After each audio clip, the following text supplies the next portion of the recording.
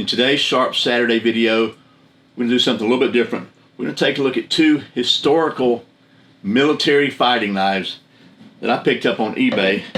Thought I would share with you. That's what's coming up next here on Survival on Purpose.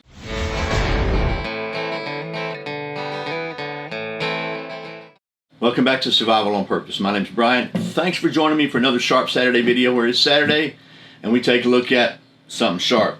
Like I said, today, that something sharp is going to be a couple of different versions of actual military usage fighting knives. And we're going to be looking at this PAL 36. This is from World War II, so it's an old one.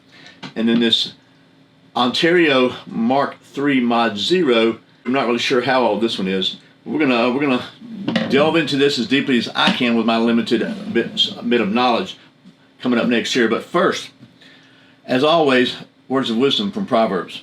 Today's words are from Proverbs 11:24 in the New Living Translation. The generous will prosper; those who refresh them, others will themselves be refreshed. So those are just good words of wisdom, no matter what book they're from. And I'll be remiss if I didn't say a big thank you to my friends at Hog Holsters for making this video possible. Their sponsorship allows me to do things like buy these knives so I can show them to you.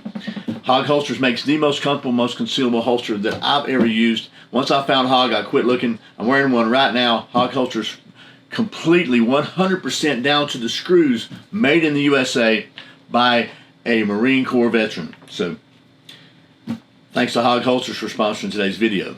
Now, let's talk about these knives. And I'll just give you a quick background, then we'll take you down and show you some close-ups and kind of wrap this up. My limited amount of research I was able to do, I learned that this one, the PAL 36, was actually, I'm pretty sure this is from World War II, because it was just, they quit making these kind of after World War II.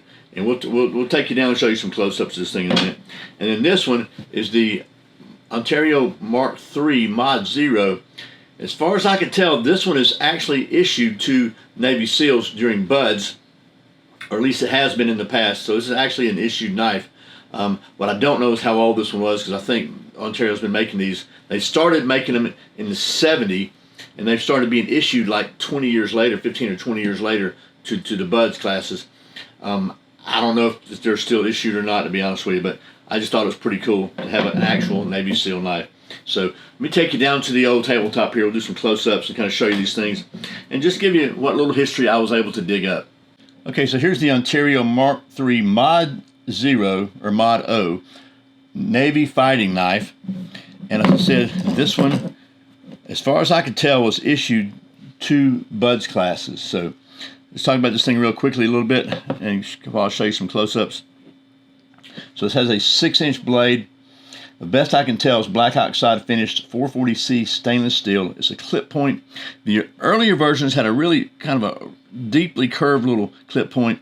They changed that because it was kind of thin and brittle. I guess they didn't think it was strong enough. It has a black high impact plastic handle, a nice hand guard, a steel pommel with a lanyard loop in it, and a kind of a saw back. And then the back has a false edge or a swedge on it. So I guess you could sharpen that if you wanted to. And you can see this one's been sharpened, been kind of used, but it's marked 2V 375, 376. I think that is like the model number. And then here you can see this is Mark III Mod 0. The sheath for this knife is a hybrid sheath with plastic and a nylon belt loop. It fits in very, very solidly, and then it has a snap retention around the handle, a drain hole in the bottom because it is for Navy SEALs. And like I said, this was adopted by some units of the United States in 1970 and was also sold for general sale. It wasn't until about 1982 that it was officially adopted as the standard issue fighting utility knife for the Navy SEALs. Now, to be fair, what I read in my research was that most Navy SEALs didn't carry this because it's kind of heavy, and they found some other choices. They were able to buy whatever they wanted that was a little bit better to their liking. But it's 11.1 inches overall length, 1.2 pounds, and I paid $113 for this thing on eBay. And I don't know how old it is. I don't know if I got a good deal or not. I know they were listed on Ontario's site as being out of stock at like $180. So either way, I just thought it was cool to have a Navy SEAL knife. You can see it's marked USN right here. So this is the real deal. And a lot of people say their knife's a Navy SEAL knife. This is a Navy SEAL knife. That's a Navy SEAL knife. This actually is and was a Navy SEAL knife. So I thought that was pretty cool. So that's the Ontario Mark III Mod 0. The next one is also a really cool knife, in my opinion.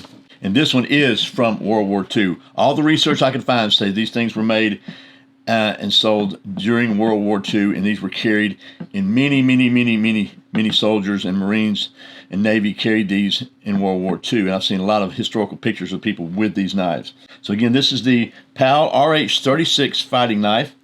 And this was actually commercially available in most of the PXs, and that's where it kind of got started. Many soldiers carried these. They would buy these for themselves because there wasn't really a good fighting knife being issued. And then I think some of these probably have also been issued, as best I could tell. Has a 6-inch blade. It became Parkerized later. I don't know if this is Parkerized that's worn off or if this is just surface corrosion from a polished or shiny blade. But it has a classic stacked leather handle with red liners on either end, a finger guard here, and a steel pommel that is pinned. You can see it's pinned in there, and a leather sheath. Now, I don't know if this is the original sheath or not. It looks like it might be, just because the back of the snap cover, the brass part, is gone. The sheath definitely has some wear on it, so it could be the original one. I don't know, but this one again is from World War II. I thought that was really cool. I paid $140 for this one on eBay, so not cheap, and it's definitely got some wear on it. Where it usually says PAL 36 here, it's actually completely worn down. You can't really see that at all, but I can sort of see a glimmer of it if I shine a light on it just right. But it's just a very cool knife, kind of lightweight. Be a really good fighting knife or hunting knife. And I just think it's cool because it was actually, this knife, who knows where this went or what it did in World War II. This could have been on Iwo Jima, could have been at Normandy, could have been anywhere. Chuck Norris can kill your imaginary friend. Okay, I know this has been a little bit different from the standard Sharp Saturday video where we run through our scientific testing process, but I just thought it'd be interesting to share with you. I really thought these were cool knives. I especially think this one is cool because it was from World War II, so who knows what the history is on this. And then I think this one's really cool because it's, of all the Navy SEAL knives that I've seen advertised, this is an actual Navy SEAL knife, and I thought it'd be pretty cool to have one of those. So I would really like to know more about these knives. If you are somebody that knows, maybe you know about the PAL 36 or the Mark III, if you have any more information about these knives, about the history of them, anything, it's kind of sketchy to find this stuff online, believe it or not. I'd really be interested to hear about it in the comment section below. So that's it.